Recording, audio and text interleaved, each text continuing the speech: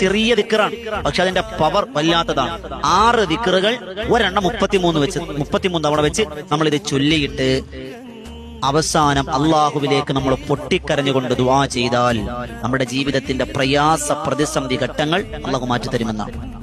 ആദ്യം നിയത്ത് വെക്കുക, പഠിച്ചവനെ എന്റെ ഏതൊരു ഉദ്ദേശമാണോ നമ്മുടെ മനസ്സിൽ വിദേശത്തുള്ളവരുണ്ട്, അങ്ങനെ എന്താഗ്രഹം ഉണ്ടെന്ന് ഞാൻ വിശദീകരിക്കുന്നില്ല, സമയം വളരെ കുറവാണ്. ഈ 6 ദിക്റുകളും അറിയാത്തവരാരും തന്നെ ഉണ്ടാവൂല. നമുക്ക് എല്ലാവർക്കും അറിയാം, പക്ഷെ നമ്മളിത് പലപ്പോഴും പല സമയത്തും പല എണ്ണത്തിൽ 11 ചൊല്ലുന്നവർ, 10 ചൊല്ലുന്നവർ, 3 ചൊല്ലുന്നവർ, ഈ 33 എണ്ണം നമുക്കറിയില്ല ഇല്ലേ?